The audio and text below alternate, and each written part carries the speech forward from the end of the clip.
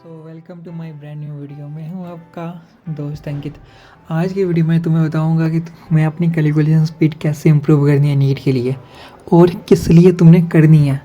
आओ बताता हूँ मैं। सबसे पहले तुम्हारी कैलकुलेशन स्पीड मैटर क्यों करती है, क्योंकि नीट के लिए बहुत ही ज़्यादा कम टाइम मिलता है, 1 मिनट मिलता है एक क्वेश्चन के लिए।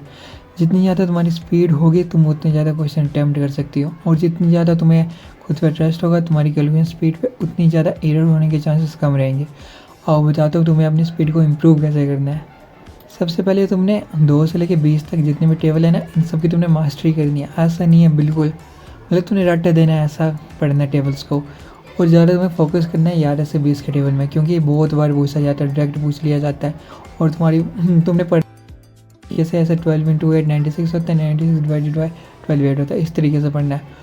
और तुमने बिल्कुल मतलब एक सीरीज़ वाइज टेबल को याद नहीं करना, तुमने ऐसा याद करना कि तुम्हें 12 इंटू 7 12 इंटू 5 ऐसे रैंडम वैल्यू तुम्हें याद आ जाए, इस तरीके से याद करना है तुमने। ऐसा नहीं कि तुम सीधा याद करने लगे बैठे हो, फिर उससे कुछ नहीं होगा, उससे तुम्हारी कैलकुलेशन में इम्प्रूव नहीं होगी। और जो नंबर सेकंड है स्केयर से, इनको याद करना है क्योंकि बहुत ज़्यादा काम आते हैं। तुमने देखा होगा वेक्टर में काम आ जाते हैं, और उसके बाद मोशन इन प्लेन्स में भी काम आ जाते हैं, और सेमीकंडक्टर वाली चैप्टर में भी काम आ जाते हैं।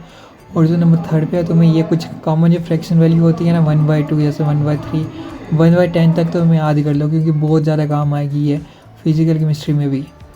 और तुम्हें ये स्क्वायर रूट है, इनको भी याद करना है। और जितने ये चार याद कर लो, ये ज़्यादा काम के है। और देख लो केमिस्ट्री में भी ऐसे 72 ग्राम लिखा होगा, तुम्हें पता ही नहीं होगा 72 किसके टेबल में आता है, तुम्हें टाइम लग जाएगा। लेकिन तुम्हें अगर 12 की टेबल पढ़ा होगा तुम्हें पता होगा ये 6 का होता है, तुम आसानी से निकाल सकते हो। और तुम्हारा कितना टाइम बच जाएगा तुम खुद ही सोच लो। और तुमने डेली के 10 मिनट प्रैक्टिस करनी है हर हालत में। और 30 डे का ये प्लान दे रहा हूँ मैं तुम्हें।